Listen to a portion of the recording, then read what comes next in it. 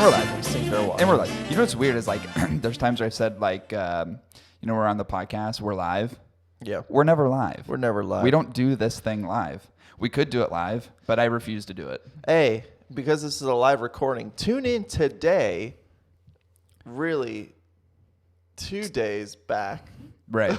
To our live show. If you could do something, Instagram. if you could do something really quick and terminate yourself back to 2 days ago at noon, you can watch the live video of us with TLE podcast.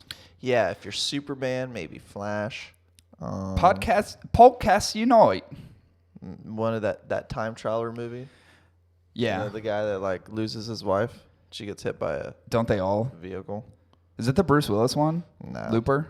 No. Have you ever seen that? Looper was cool. Looper's a fucking dope movie. Yeah. Looper's sweet. Yeah, so you know what I was thinking about the other day? So we were talking, we're doing these Instagram lives, right? Like this whole coronavirus, how do we continue building the community and people talking all that stuff? People are doing Instagram lives, right? It's cool. By the way, I got John Huber to confirm he'd do one with us, which I think would be really fun. Oh, I'd love to do that with John. I'd love to have one with John. But we're doing the TLE one. It's becoming like more popular. So one of the things I was thinking about doing, and I may try to facilitate it. I need someone who has better access to like live streaming stuff. Yeah. Or like a decent like Facebook following, because we could probably tether together. It's literally because I have Zoom on my work computer. We could do a Zoom one where we could bring in and stream it live all the podcast group. Like I have a professional us, TLE, account. I do too. So we can go as long as we need to go. I think that would be cool to bring everybody together, like all these cigar podcasters, because people have been asking for it for a long period of time, which I think is cool, but it's just different. I'm like, that would be sweet if we could bring like all the big ones together and just have like one giant fucking Zoom conversation that we could stream live, that we could put it out there as far as like content for people. Yeah. I think that'd be really fun. We could. I think I might try it because I that was one of my intentions around doing like the cigar head-to-heads, is like doing more stuff with podcast people. Of course, we're doing the live today with TLE. I think doing something like that. You talking about the 90s girl band? Yeah. TLE. What would that be? What was... Tender Loving Care was. Tender Loving Care. That's what it was, right? TLC. Is that what it was? I thought so. I thought it was the names. Isn't Left Eye? Isn't one of the girls' names Chili? Yeah. Tender Loving Care. Is that what it was? No. What is their name? Something Left Eye and Chili. Yeah. Chili. Is it Chili? I've got a left eye and I love chili. But what was the T? Oh, fuck. What does TLC stand for? It's not Tender Loving Care. I mean, I know people say, give them a little TLC, which is Tender Loving Care. Maybe Toxicity. Oh, God. What was TLC? What does it stand for? This is going to drive me nuts. TLC. T-Boz. T-Boz. Jesus Christ. T-Boz. What a stupid fucking name. And Chili. Which is the one that died? Which is the one that set... Left Eye's alive. One of them died, but who was the one that set dude's house on fire? Her husband was a Left football Eye. player. Is it Left Eye? She's the crazy one, right? Left Eye. She's just batshit crazy. Yeah. Yeah. T-Boz. T-Boz is the rapper version of a T-bone. Yeah, I don't... It's a fucking cut of meat. Yeah. It's like, go to the butcher shop, get you a nice cut of T-Boz. Get you a 16-ounce T-Boz. And that's who we're doing live with today. T-Boz? Yeah, except for the C. E stands for exempt. Because the third one's gone. She dead. She dead. Dude, they should add a third woman, and then they could play off of the TLC TLE. Yeah, totally. I like how there's like it's funny too, because there's an abbreviation to theirs. It's the lounge experience, but it's TLE, right? And people will literally message me and they will literally say THT. And I was like, what the fuck's THT? And they're like, your podcast. And I was like, oh, right. I forgot the abbreviation. The hot ticket is, because we just say the hot ticket. And it kind of flows well. So I don't even think about the abbreviated piece of it. THT sounds like a fucking drug. It does sound like, I mean, we are addicting. That was my failed attempt at a dad joke. Yeah, but I mean, for real though. Oh my God. Yeah. THT. Too hot and tempting. Oh, God, that's gross. So gross. Yeah, but for sure. What did you call it? Too hot and tempting. Too hot and tempting. That's gonna be our spin-off boy band that we'll create. Oh, I'm down. THT. We should probably use THT more because I feel like people love abbreviations and we don't do a good job of giving them abbreviations. Yeah. I think we could probably be better about the THT piece of it. Yeah, we could. You know, it does roll really well. Could be on a hat. I don't know. That would be cool. It would be less recognizable though. It would be way less recognizable. You'd really have to like do the text would have to be perfect and you'd have to have something else interlaced in there that makes it noticeable. Yeah, true. It's just going to sound like a government agency. THT. Yeah. The THT Bureau is after us. Yeah. That's true. It's kind of weird. It's a weird dynamic. But anyway, so we're in like week 2 of quarantine lockdown. Yeah. Which has been, it's been interesting. It has. It hasn't been terrible, but it hasn't been great either. Yeah. Again, I talked about on the last podcast, I like to look for the silver lining in literally everything. And I guess one of the things that I have noticed that I'm more intently excited about is the fact that like even walking in the neighborhood, I see people like the other day we walked Caden, the first day it was like sunny and 60 degrees, like 5 o'clock. Dude, our neighborhood was full of people walking. It was insane. I've never seen that many people just like out and about getting exercise. So I thought that was really cool. And just like, there's some things that are changing. Obviously, a lot of it is, you know, downturn economically and how do you balance that? And there's more bad than good, but it's nice to see that people aren't going crazy and you see more unity than you do anything else. Like I've seen a lot of really cool videos of people like who have birthdays during this time that can't celebrate them, but the neighbors will literally start singing out of their windows. And there's this little 7-year-old girl on like her front lawn and all of her neighbors were like driving by in cars and like putting up signs and singing happy birthday to her. Aww. Like from across the street. So you see like, I don't know, it's weird. There's like a sense of unity that I didn't, honestly, I thought the shift was going to go the other way. I'm like total anarchy. People are going to fucking lose their shit. I cleaned. Happy birthday. Everybody join in. Yeah, just like a cough bomb in the middle of it. You see everyone disperse.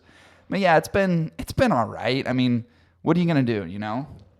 I do want to mention something real quick, and I wish I actually had the official name of this organization. But I think I was telling you, yes, I don't know if you were listening, but I was telling Mom. So I've been in like a little bit of a battle with insurance company. Oh, yeah. Because I got hit off the road by a semi-truck. I don't know how long it was, 2 months ago, probably. Yeah, probably. About 2 months back, a semi-truck hit me, knocked me off the road, spun my car into a ditch. Totally fine, like nothing, like no one was hurt or anything. But the driver admitted in the police report that he was 100% at fault. I hit his blind spot, didn't see me, so on and so forth. So we decided to pursue the insurance claim with his carrier because I wasn't in a rush to get it done. So it was like instead of like paying my deductible out with Progressive and then battling on the back end and then waiting for it, I was just like, I'm going on vacation. Like we'll just deal with the other insurance company and try to cut out like the delays and all that stuff. That was my intention, right? So I call the insurance company, call this guy. Hindsight, he's a giant fucking piece of shit, cunt motherfucker.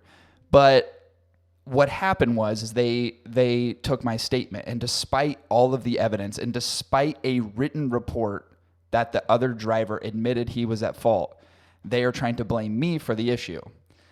The reason they're trying to blame me for the issue, and it's all speculation, there's 2 reasons, and I found out the second reason yesterday. So essentially, you give a verbal statement, and they record you. During this recorded phone call, he asked me, had I been drinking alcohol at any point in time throughout the day, of which I answered yes, because I'm not going to lie. However, I was not inebriated. I didn't drive home drunk. I had 2 officers of who I was communicating with face to face, literally looking me in the eyes this far away. None of them even had an inkling, question, nothing about my ability to operate a motor vehicle. Not at all. I was sober as a fucking bird. I literally just got hit off the highway by a semi-truck, right? Yeah. So in the statement, I said, yes, I did, because I'm an honest person. I'm going to be honest about it. So that's issue number 1. And it's sad to me that we live in a world where I have to fucking lie to an insurance company, or that I feel like I should lie to an insurance company. Just to keep it cleaner. Just to keep it cleaner, right, in hindsight. Well, so that's issue number 1. So they wanted to only pay out 50% of the claim, citing that, well, I was probably impaired. Probably. Making an assumption, but no official ruling because no one knows, right? Second to that, in that recorded phone call, my insurance called me yesterday and said that they said during that recorded phone call, I admitted being on my phone with my wife, not using my Bluetooth. Both of those things are lies, because in that recorded phone call, I said I wasn't on the phone with anybody. He asked me, were you on the phone at the time? No. I was like, the only time I was on my phone was after the accident already occurred, just to call my wife to let her know I was okay. I'm sitting in a ditch. I pick up the phone, call my wife. They told my insurance that I was on the phone and I wasn't using my Bluetooth. And then my insurance company asked for the recorded statement, and he goes, I don't have to give you that. They just flat out fucking lied. Wow. So the best part is they went 50-50, then they went 60-40, now they're going 80-20. So I only have to pay out $100 of my deductible, which is like not a big deal, obviously, just to get out of this. And then they're going to literally, like, Progressive's like, we're going to fight this. We'll get your deductible back. We'll write you a check. It'll be over with. And then they're going to cite him with the Department of Insurance in Illinois. So he's essentially probably going to get fired just because he's lied to literally everybody. Isn't that insane? Why lie? Like, what stake in the game does he have to want to lie? It's just protecting their insurance claims because it's commercial. It's not. Commercial insurance, I'm sure, is not a fun thing to deal with. And Progressive even said, like, it's a pain in the ass. Like, dealing with these people, they'll draw things out as long as they can. They'll, like, she's like, they're try to hold on to money. They're just to try to retain money. She goes, they're difficult to deal with. And I was like, you know, as long as we can just get on the outside of it, it's fine. But then interlaced into that, I'm also dealing with an insurance issue. The person on the forklift drove into the front of my house. So literally on Tuesday, I'm signing the contract to get the front of my house fixed, and I'm taking my car to the shop to finally get work done. So hopefully, I've had this weird streak of bad luck, and I posted on Instagram last week where my Ring camera picked up. This was Friday the 13th. Friday the 13th is March 13th was on a Friday. My Ring camera picks up at like 11:30. This black cat just walking up and down my driveway, and I was like, gotta be it. Yeah. Just like this weird streak of fucking shitty bad luck. Just in like, there's actually someone I work with was like, because I was telling her like all this stuff, and she's just like, dude, like someone fucking has it out for you. Like, how are you dealing with all this stupid shit right now? I'm like, I have no idea. I was like, my patience level, especially with what's going on in the world, is just diminishing very, very quickly. Like, one of these days I'm going to have full-blown meltdown, but I love how so many people are like, yeah, 2019 wasn't a great year for me, but 2020 is going to really turn around. I know, it's great. I love the memes, the 2020 memes. It's like literally like that, where people are like, 2020 is going to be a better year. It just outlines the three major events that have happened in the first 3 months, and it's like, nope. It's far from it. Ready to move on to the next one. But yeah, so crazy shit. Quarantine's going, you know, as easy as it possibly could be. I think it's weird how some people are like, this is how I live all the time. I'm like, Jesus Christ. Like, where this isn't it's not a huge change. It's not a huge fluctuation. Huge change for me. I mean, I think for anybody that works at home, it's probably not a huge swing. But the inability to be able to go out and communicate, because I'm a busybody, and I have to supplement what I typically do as far as like going out and interacting with people on the weekends. I've got to supplement that with like working on other shit. Like, I've got to be doing other stuff. Yeah, because if I'm not, dude, it's just, I go stir crazy. Yeah, me and Kay went to the store. You know, like a lot of stuff is already back in the stores. Yeah, so Lauren just came in here with toilet paper. Like, no big deal. And it was ultra strong, which is what I need for my little brown. Now, and like most of the red meats are back up on the shelves in the grocery aisles. Right, yeah. Toilet paper's still weirdly out in most places, which is like, come on, people. How much do you plan to shit? I think part of it, too, is like you've got to live in a pretty sensible place. Like, you and I both live in Centerville, and people for the most part are pretty sensible, right? So I feel like where in other places you're likely to see toilet paper out for a long time because people are fucking stupid. Mm-hmm. I think you saw the blitz early on because no one knew, but then now people are like, all right, well, ain't that big of a deal, so we'll let them stack the toilet paper and we'll all have toilet paper. That wasn't happening in the first few weeks, and I'm sure there's still other cities where people are literally, what would you call them? What's a good word without using the R word? You use the R word. What would we call moronic, idiotic? Yeah. On the spectrum of stupidity, they're lower level. In those types of places, you're likely going to see things like toilet paper still out.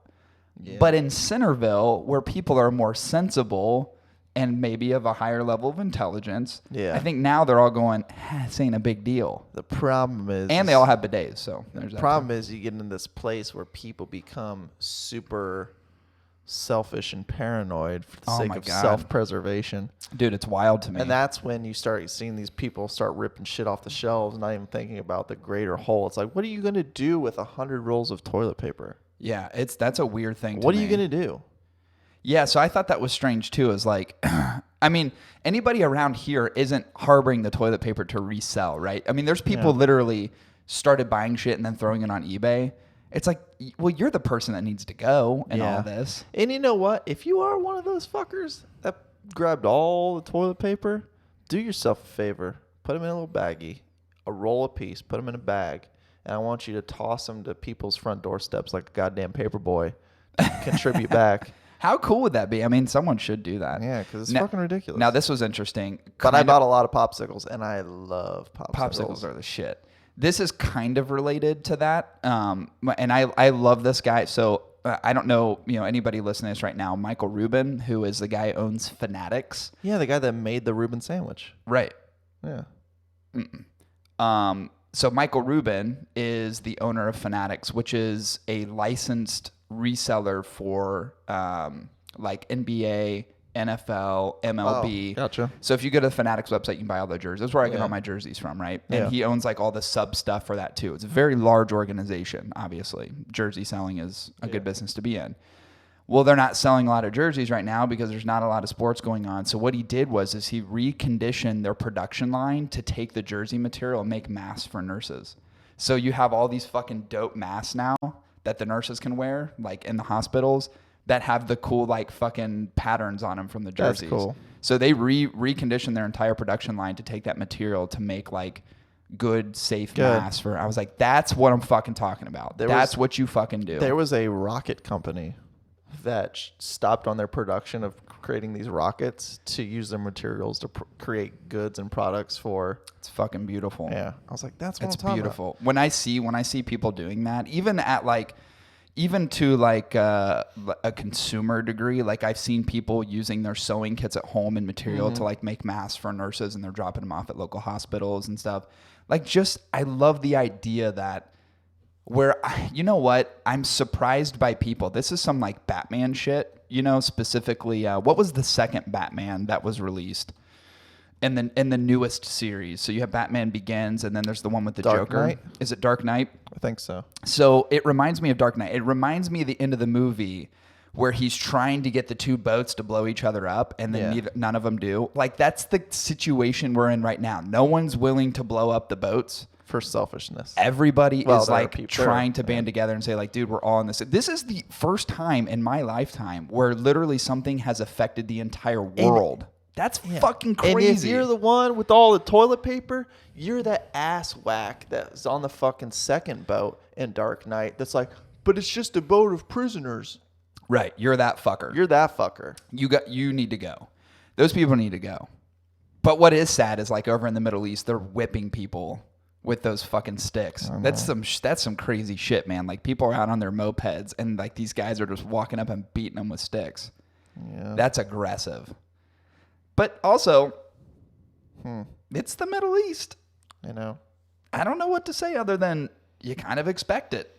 Sad to say, but they do some weird shit over there. Let's just say they're not as culturally sophisticated. Maybe.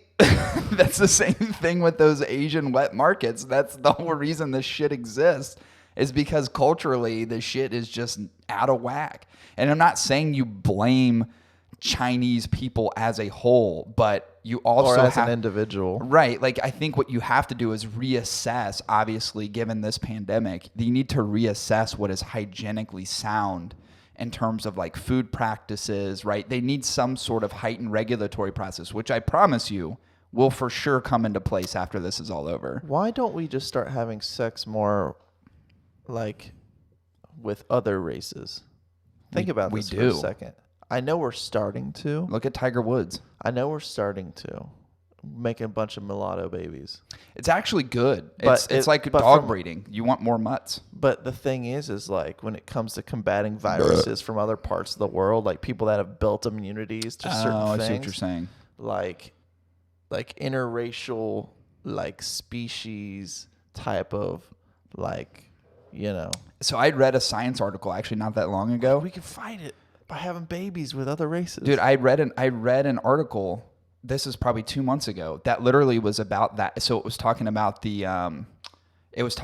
like the fact that like the world is becoming more mutts. Yeah. Right. You're getting more blends of like certain areas or like certain DNAs. Like 23andMe exposes some of those things, right? Like there's certain traits, even physically, and even like circulatory system stuff, immunity system stuff, where they can. I'm not saying it's 100% accurate, but based upon your genome can literally kind of say you may be more exposed to these things as far as like your body. Yeah. Right. And it was talking about the more that we create mutts, so everybody's just going to be this level colored tan, like a million years from now, like we're all going to look the same. Yeah. Like the idea is it does breed out a lot of that stuff, like these, you know, maybe it may like a lack of good immunity and so on and so forth, your ability to fight disease, ability to do this is one of the reasons they say that going forward, even that and with the advancement of medical technology and medical resource, people are going to live to be like 150 years old because you're breeding out all the bullshit. Like, so it's weird because I'll be honest with you, Hitler had it wrong. He had it wrong. Yeah. You can't just have one species that looks like this and acts like this with nothing else melded in the middle. Ain't going to survive.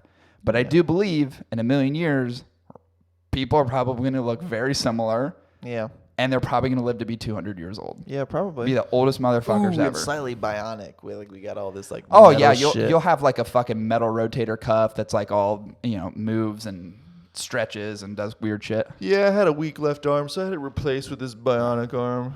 Dude, that's a real possibility. I'm sure that shit will happen. Now I'm a professional pitcher in the major league. Yes. Spent like $2.4 million on this arm. Tommy John surgery no more. They should rip out his elbow and put a new elbow in. I can't get what we were talking about earlier out of my head, the whole preacher thing. Hi, preacher. Hi, preacher. Get that out my bum. We do have a fun episode. We're not doing a review today. We are doing our very first segment of Puff It or Snuff It. And the whole idea of this is cigars, a list of cigars. Are you willing to buy them or are you willing to put them down? You're going to buy them and smoke them or are you going to say, nah, on to the next one? So there's going to be some controversial ones interlaced in here, kind of sprinkled in between. Chris and I are going to discuss those particular cigars, whether or not we'll puff them or snuff them. But before we get into it, we're going to take a quick break. We'll be back at you in just a minute. Hang tight.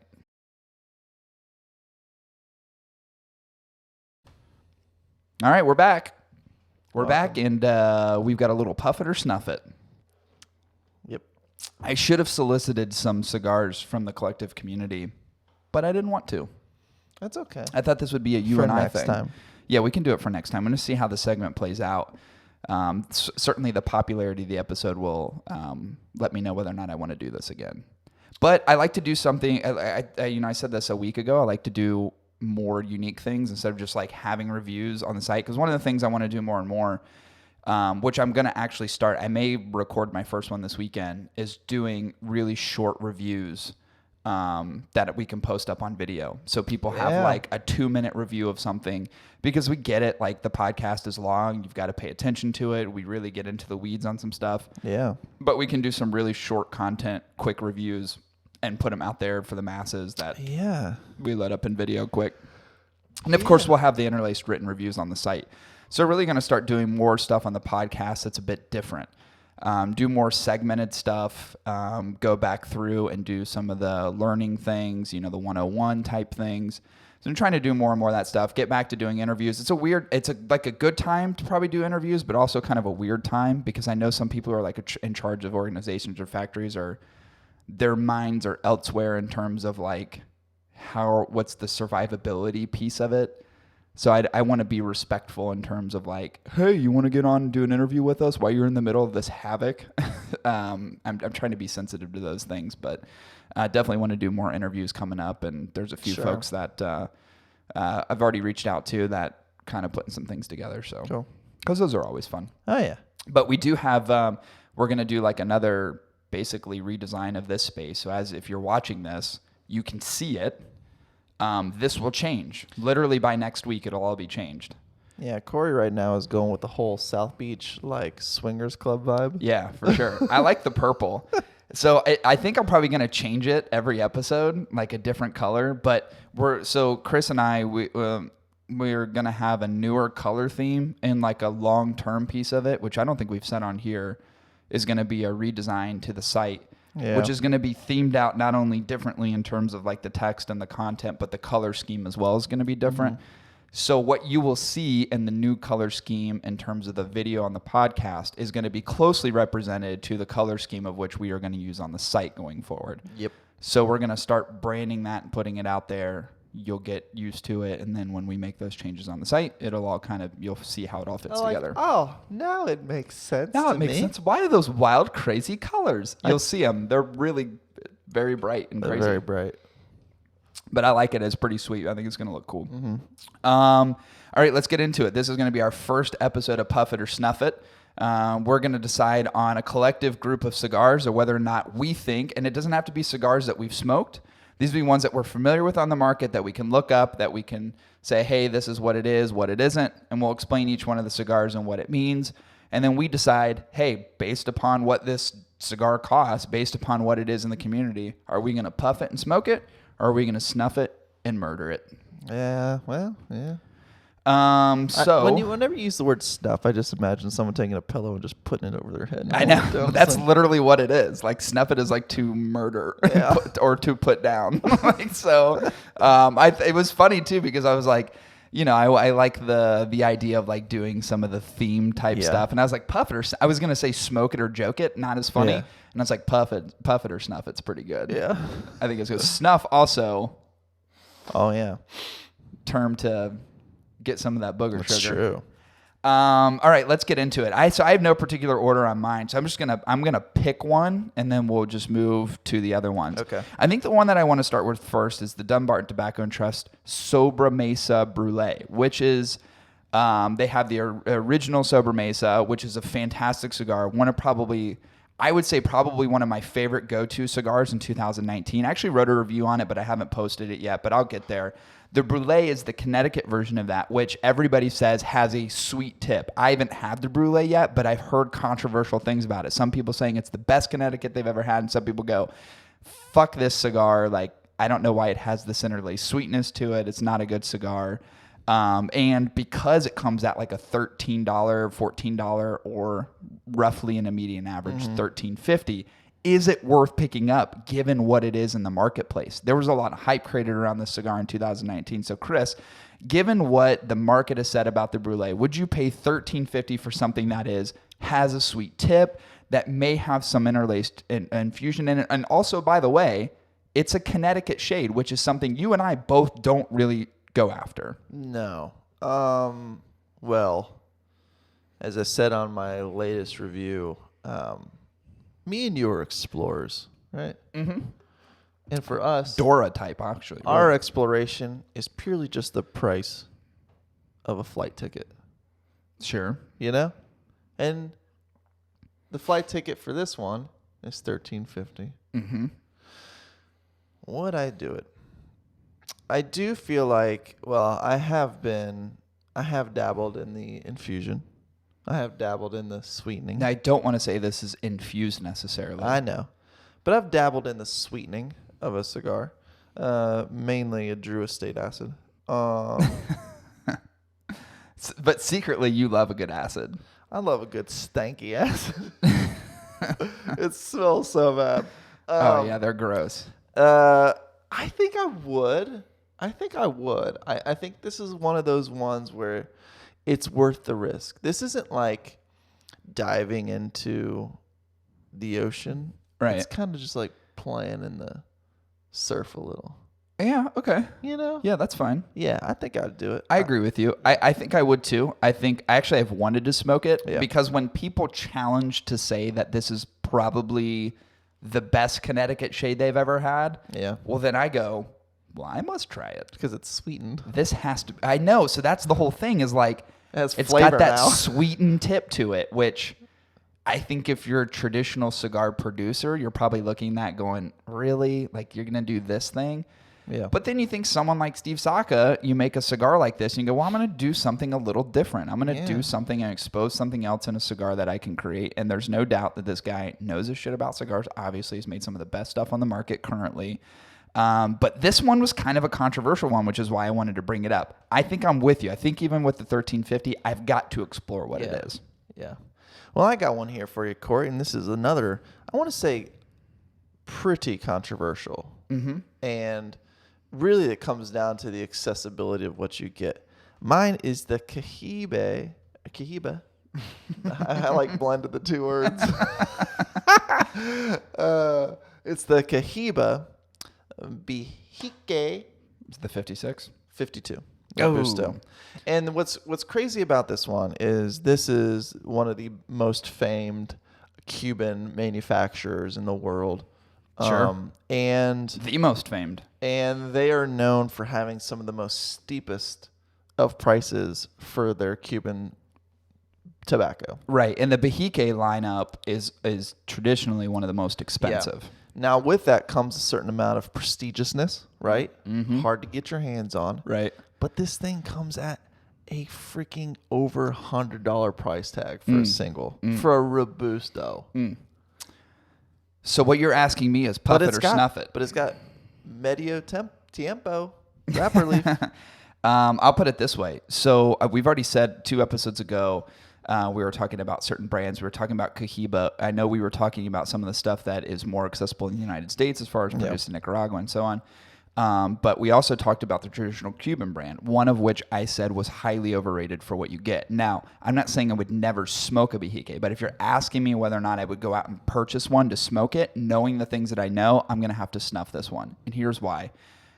To me, you can't beat something like a Bolivar, a Monte Cristo in the Cuban lineup, especially for the money. So yeah, there is a prestigious factor that goes around with Cohibas. I think you get a lot of jerks and jockeys smoking Cohibas that it's more of a flash of money than it is, I'm going to argue that this is the best Cuban cigar that you can get. Yeah. I've just had too many good Cuban cigars to know that for the price, and obviously in anything there's diminishing returns, I don't care about the prestigious factor to it, right? Like, I don't give a shit. I don't need to buy a box of these for $900. Because I could argue that the Monte Cristo number 2, some of the Boulevards, H. Upmans, there's certain things that are, in my opinion, better Cuban cigars for a much, much reasonable price. I would never pay on my own $100 for a Behike 52. It's just not going to happen, so I'm snuffing it. Yeah. Here's the thing. I like to explore. I'm an explorer. Jesus Christ. No, I don't know. It is by far out of a price range of any sort of. It just simply isn't reasonable. And I would also argue with and I know this is going to be rolled in a different factor, or I would say the factors of production are different for this cigar than what you're going to have in just like, I would say a lower level Cohiba. Yeah. But dude, their quality control is so piss fucking poor. If I buy it, I'm just not willing to risk paying $100 for a cigar and getting a shitty experience with an okay flavor. It just, I can't, my brain can't logic with the idea of doing something like that. So I go snuff it all day long. Yeah. I'm trying to convince you to do the same, but you're very reluctant right now, which is fucking maddening to me. It's just, money is something that we hold dear at this point in our lives, right? Is it? Yeah, I mean, $100 is like groceries for your kids. Right. $100 is like 3 weeks worth of gas money. But I would also say this. So let's just say, hypothetically, you have disposable income to where spending $900 on a box of 10 or $100 per cigar isn't really that out of reach. Mm-hmm. Would you still buy it? I'm too sensible, so I know logically I would not. I totally would. Yeah, I know you would. Jesus fucking Christ. You're such a fucking cunt. You know that? I totally would. You would buy it and they would suck, and you'd be like, "That's okay." Yeah, totally. Yeah, you fucking retard. At least to say God, I that did drives it. me nuts. You know, you got a bucket list in life, right, people? Well, I have a bucket list for cigars. I don't, but I should make one. But this would probably be on there. And when I expire, I'm concerned. when the date on my body finally exceeds the current date, and I am placed in this earth to ferment future crops of tobacco, Right. I want to go down knowing that I at least tried it. Yeah, I mean, yeah, you'd buy it once for sure. Yeah. I'm talking about like, is it reasonable? Is it Keep reasonable buying. just to fucking buy it and smoke it? Like, There's going to be a factor in your life of which you're going to come across one of these once at least. But Yeah. it's like on an everyday, are you going to be seeking this out? Going, yeah, I'm going to spend $100 on this cigar. Now, there's fucking assholes Special out there occasion. that are for sure going to do it. special occasion. It's definitely special occasion. And even then, I would argue not this one. Sorry. This is like a got wedding disrupted. smoke. I don't even think it's I'd much rather smoke something. I want to smoke something I know I'm going to... I don't know. Let's move on to the next. We've spent too much time on this stupid fucking Behike 52. It's already fucking pissing me off. Go for it. What do I got next? How about we go... The coveted, and this could be anything in the standard Opus X line, the Arturo Fuente Opus X, arguably one of the most controversial and popular cigars ever created, coming at roughly $19, $20 point. Are you going to seek out the Opus X? Is this one you're going to stop in the humidor, buy, purchase, smoke, and love it? Do you puff it or do you snuff it? Well, they're a controversial brand when it comes to flavor. And I would say some would argue that the only thing worth anything in the Arturo Fuente lineup is an Opus X. Yeah. Maybe a Don Carlos, but for the most part, people are saying, well, the only thing good they make is the Opus X. Yeah, but you're paying a premium and I've for had it. the Don Carlos. Yeah. Yeah, it wasn't that great. Right. I would argue the reggae singer is far better. I would much rather smoke him totally. than the cigar itself. I'm always a believer in if you say it's your best, then I'll try your best. Sure. Right? Right. If you just put out something like that, we just came out with this, and there's really no like, it's like we make the best car parts. How does it go again? Yeah. Like you got to have a little bit of confidence in what you put out there to the masses. Like this cigar is fucking amazing. And that confidence shouldn't be an error. That confidence should be because you know you've produced the best thing, right? Right. That's the idea. But you hear it one too many times from a brand. Yeah. Oh, of course. And then you're like, okay, there's the next one they're going to put out. Well, there's also this huge disparity in the Fuente lineup in terms of value and cost, right? You really can buy Fuentes for fucking cheap, right? They used to have those little curly Qs or whatever the fuck they were that people were smoking in the 90s that were like fucking $2, $3 a piece. And then you've got something like the Opus X and even some like Opus X Lost City. You have some of the even more rare stuff in the Opus X lineup that you can pay $50-$60 for per cigar, sometimes even elevated above that. If we're talking baseline Opus X, $20. Is it worth it? Listen, I'm looking at the end of the world here, people. Let's fuck it. I'm gonna puff it. I'm gonna puff that Puff one. the Fuente Opus X. It's got the X in the name, and that stands for X Factor. Yeah, And X sure. Factor means standing apart. I'm not going to disagree with you. I'm going to say puff it. I'm going to puff the Opus X. Now, here's the thing. I've had Opus X before plenty of times, and it's not my favorite cigar in the world. But in terms of Fuente, I agree with a lot of the comments that I hear out in the world is like people who are exposed to cigars in the degree that we are, that understand all the different blends, nuances, flavors, manufacturers out there, right? They look to seek and explore. They're trying a bunch of things. Yeah. There's a lot of variety in terms of what they smoke. Still, most people are saying, yeah, the Opus X is really good. It's the best thing Fuente puts out.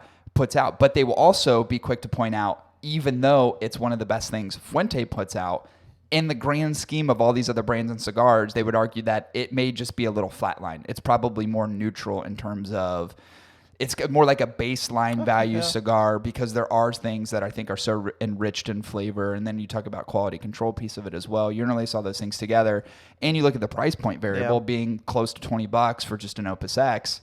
You could argue that there's other things that I'm like, for me personally, like I would pay more for a Padron. Yeah. Like I would pay $25 for a 1926 Yeah. over $20 for just a standard Opus X. Sure. And I think a lot of people would, even like in the Davidoff category, if we're talking brands that have a little bit more of an elevated price.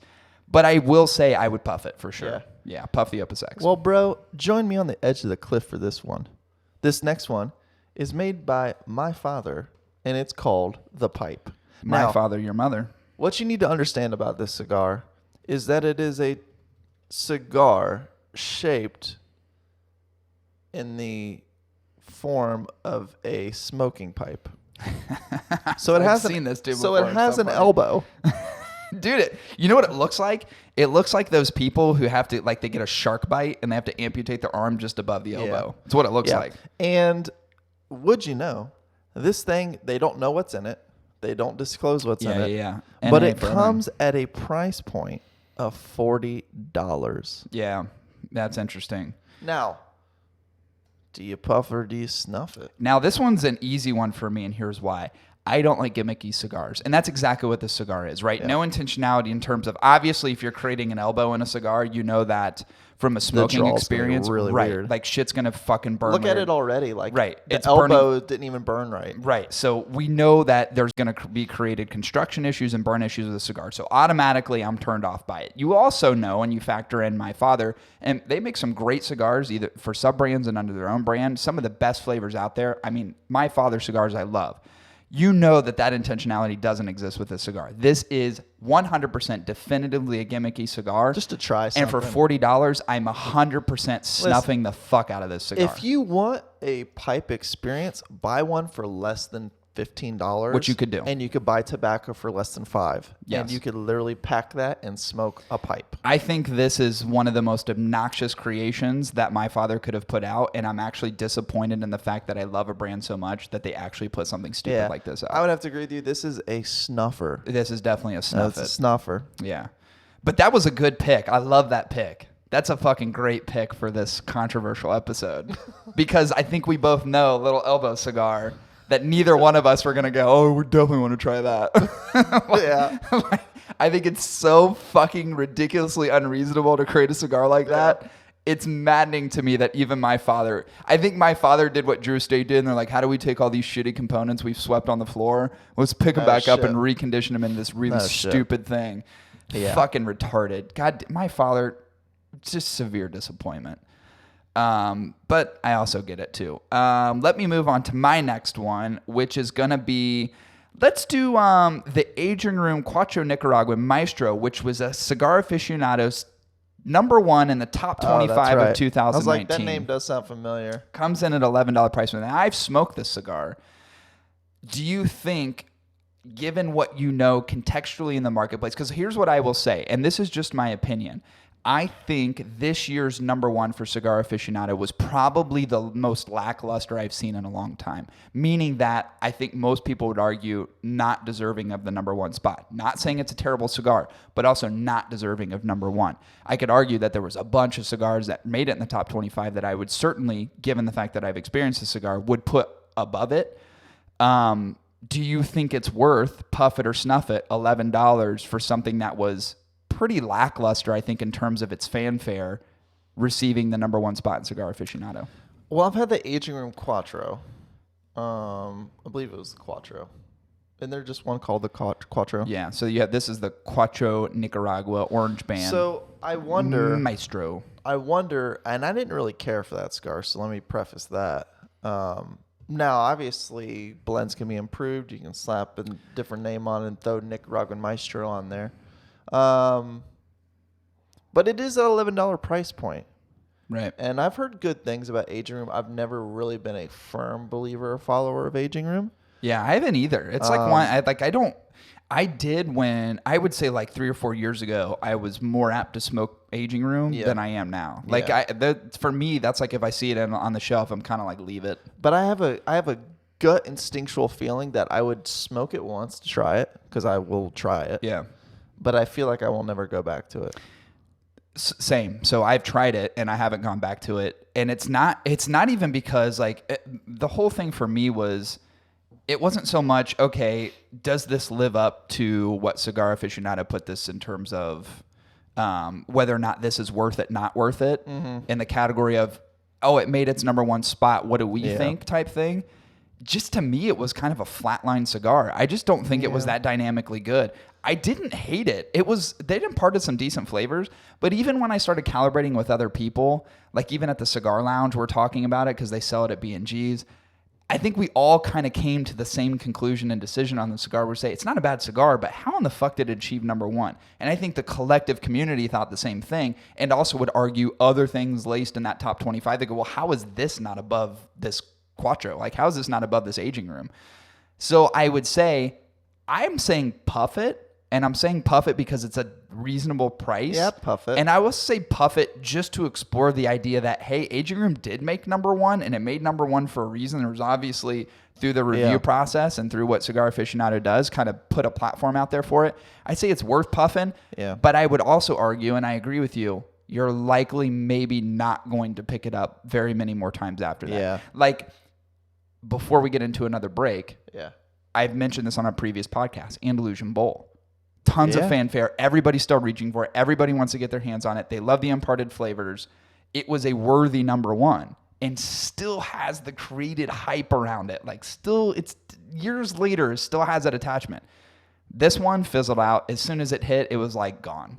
Yeah. Not a lot of fanfare around it. Not a lot of hype. There's people, they're not even limited production. They're stocked everywhere. It just was very lackluster. I think it was lackluster for a reason. I think the problem is you take a cigar and then someone props it up on a pedestal. Right. And then people want to just totally tear it down. Yeah, for sure. Yeah, like someone's like, this is the best fucking thing I've ever had. Yeah. And then everybody's like, what the fuck's wrong with you? It's shit. And then like you get this like reverse correction on, you know, a very large voice in the industry, right? You got this very large voice in the industry saying this, and then you have like it's like a mob mentality. Yeah, but you also have to, you can't dispute the community as well, though. I know. The collective community is the one that's going to support a brand or not support a brand, going to support a cigar, not support a cigar. So anyway, let's get into another break. We have a few more after this, so we're going to continue the puff and stuff it. We're going to take a quick break. We'll be back at you guys in just a minute. Hang tight.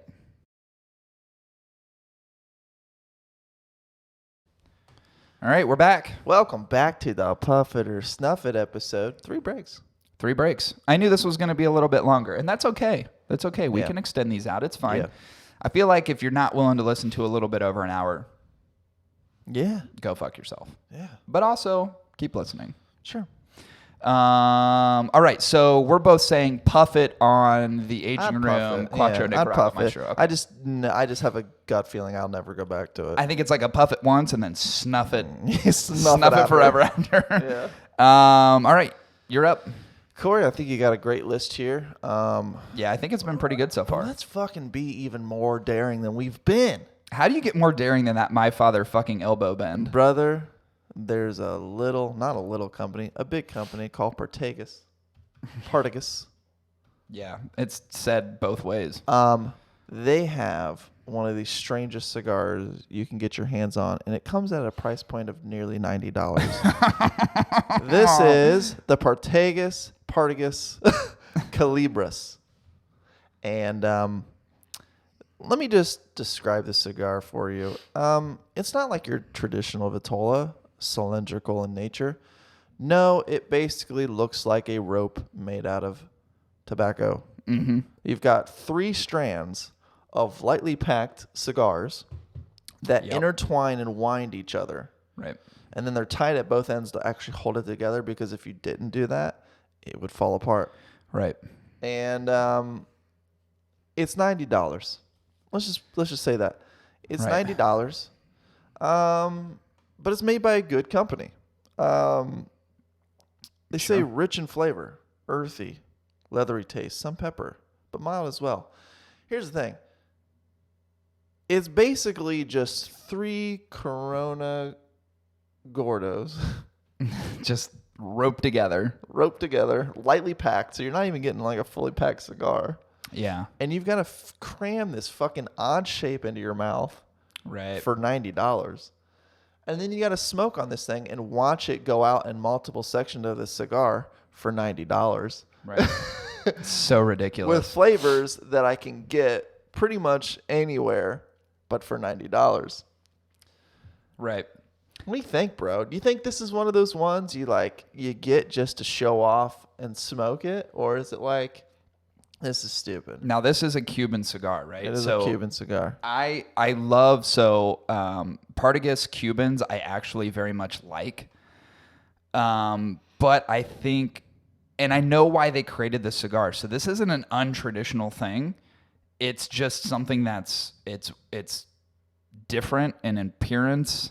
And it's obviously different in terms of, I think, what you're going to get, like construction quality. Mm-hmm. This kind of goes back to the whole, okay, so this is like Cohiba to me, but also interlaced with the gimmick. Yeah. I like a cigar like this. So when I smoke a cigar, I want the experience to be as equally as great as the smoke itself, the flavor itself, right? Which is why we do the grading score that we grade on. Sure. Is because you have to have some sort of balance in the experience of the cigar with the imparted flavors. This, very much like the fucking elbow from the pipe, my father, the pipe, is not going to give you that, right? Like, you know that this isn't going to smoke in a healthy way in terms of like giving you a good experience and consistency and draw and so on. It's going to have its inherent challenges. And I would say for a heightened price of around $90, I have to say snuff it, especially in terms of the Cuban cigars that you get your hands on. Yeah. It's just not worth it. Now, I'm going to try to sway your position just a little bit. I know it's going to be a difficult debate. Are you going to say, well, it's like 3 cigars in one, so it's really not that bad? Well, kind of. Think about it this way. You got 3 cigars intertwined like snakes, right? Treat it like a shareable appetizer, right? Okay. You buy this $90 cigar. Peel them apart. It's like, hey, do you want a $30 cigar? Here you go. It's going to look fucking weird. It might not be very full of tobacco. It might be real flimsy. Might still burn like shit. Dude, it looks like something you could buy from Wetzel's Pretzels. But you could basically break off a piece and hand it to someone. Yeah, I guess. So you and 2 other buddies can enjoy this Calibris together. So my rebuttal to that, though, is why not just get 3 better constructed Cuban cigars that are going to be at a lower price point than peeling apart this 3-headed snake? Mm-hmm. Why wouldn't you do that? Because it's so I could argue you could do 3 Monte Cristo number 2s for $10 a piece, which is even in some places heightened. Yeah. That's $30 total and one of the most highly rated Cuban cigars you can get. Or you can attempt to peel apart this monstrosity, which is still going to smoke wonky because even if you peel one off, it's still a fucking curly tail. It's going to smoke like this. It's going to smoke like a corkscrew. And still probably not going to impart great flavors. And you're literally taking a third of it, and that's a $30 cigar. Because it's about the idea of one for all. It creates a sense of unity. You know, it's like Jesus when he's like, have some of my flesh. And he broke off bits of it like pieces of bread. Did he do that? Yeah, I think so. And then he like... The body of Christ. Yeah, and then he fed people off of his body, right? And the blood of Christ, right? We're drinking his blood. We're talking about one piece, one unifying part that, while separate, still brings a sense of community, togetherness. That's what I'm saying. That's all. Interesting. You know? So, part of the reason that they created this cigar was to prevent employees from selling it on the black market. So they created the unique shape so it'd be easily identifiable. That's cool. Hey, hold on. First of all. That's Spanish, too. Hey, first of all, so dumb. So dumb. Yeah. So who's going to sell a fucking cigar on the black market? Yeah, no one. Hey, fucking retarded. When has there ever been like a wait, prohibition? Look at me. Look at me. Has there ever been a prohibition? So stupid. Has there ever been a prohibition for cigars? No, there will be probably. We talked about an underground society for cigar smelling and production, but I'm saying definitively snuff it. There's just you're not going to create an argument with me that's going to make me change my mind on this because, again, going back to the logical part of my thinking, there's just no way I'm ever going to pay this for this fucking cigar. If I can pull them apart like I'm sharing some mozzarella sticks with some buddies, I'll buy it. Oh, my God. But it's got to taste good, and I'm not sure. So you are saying puff it, and I'm not so sure it does taste good. I mean, No. I don't think there's enough tobacco in I it. just don't think it's going to be good. I think like other things that are created like this, it's just a gimmick. Yeah, I don't think there's enough tobacco in it to taste good. And the heightened price point of it. Dude, if you flash this thing in front of my face for $15, I'm buying it every day. Yeah. And I'll peel the 3 pieces apart and smoke them individually in my mouth at the same time. Yeah, see? Yeah. Like, I'll smoke them out of other orifices. I will put one in my rectum, I'll put one in my mouth, and I'll fucking retrohale one straight through my nostril. And you can be like, I'm a smoking sea lion. Got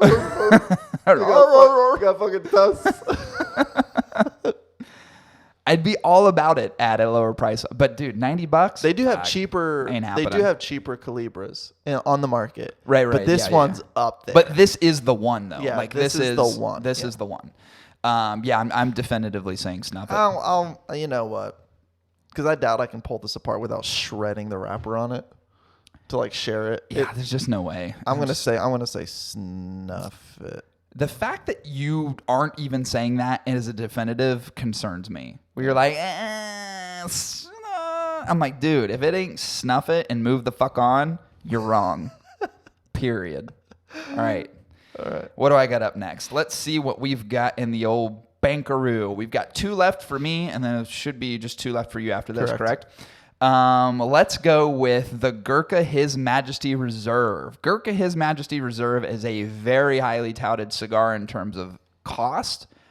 $750. Now I'm making this easy, and the reason I'm bringing this up because $750 cigar, no matter who produces it, is insanely controversial. We've already talked about diminishing returns and what you get for a cigar. And by the way, Gurkha, definitively one of my least favorite brands for reasons just fucking like Most this. overhyped. Go. Whew. I don't even remember what the flavor components of it were. I remember them saying it does have I feel like they dipped something. Dude, they dip their cigars in fucking everything. This is probably dipped in like fucking penguin blood or some shit. Yeah. But that said, it's really hard to stomach $750 when there seems to be nothing from a component standpoint. Yeah. Just to put it in perspective, a box of 20 is just under $15,000. Yeah. It's really hard to like say something's worth it when there's not like some X factor a part of it. Right. Like, so remember what I was saying, diminishing returns, right? How good can it possibly be? It's just a cigar. Right. Like it's like any other cigar. Like what makes it 750? Was it like, I don't know. So part of it is like the rare ingredient. So it's saying that it shares a wrapper type, which is rarely used with the Opus X. But then you look at the Opus X and go $20, and then we're seeing a variable $750 for the cigar. So I look at something like this and a $750 cigar. No matter what, I don't care if you fucking put fucking monkey brains in it, monkey blood. I don't care if you like the most rare thing you could ever put in it. I'm saying $750 cigar is absolutely insane. Now, there's definitely assholes out there buying them. So, and then it's insane. And then they say that to ensure each His Majesty's Reserve reaches its full flavor potential, because their tobacco is garbage otherwise, a max amount of aromatic intricacies, the proprietary technique calls for an entire bottle of Louis XIII cognac for each box of 20. Yep. So basically, they're like, it's like bourbon barreling. So it is, like, and Gurkha's good at doing this. They have the Maker cigar too. So what they'll do is I mean, we're talking about flavor infusion. We're not even talking about pure premium tobacco at this point. No. So $750 for I mean, there is no other answer. I'm putting out there because it is so ridiculous and somewhat controversial, but there's no other answer here than to snuff the fuck out of this. And as a matter of fact, shame on you, Gurkha, for even making something like this. And suggesting it should be in the market. I know it's a cognac, but like you can buy a bottle of cognac for like $20 to $30, and I mean a shitty one, but yeah. And you could literally drink it while smoking. It's because like I feel like it's not the best of both worlds. It's just like it's like diminishing it. Like by combining them, you're not getting the best of both worlds. Like it's never going to be as strong in flavor from a cognac perspective to be like, oh my God, that's amazing. And the tobacco is not good enough to say, oh, that by itself is amazing. Right. So they're like blending two things to try to make it better, when in reality, the cigar should just be by itself with good tobacco. and then you have and they say pair this with a cognac that we can like sell you on the side. So who do you think these cigars are made for? Rich people. The biggest assholes on earth. Probably. The biggest assholes on earth. And by the way, if you're listening to this and you're like, I have a box of them, you're the biggest asshole literally on earth. I don't even want you listening to the podcast. Just right now, unsubscribe, move the fuck on. This is the most unreasonable fucking thing ever brought to the market. Kind of.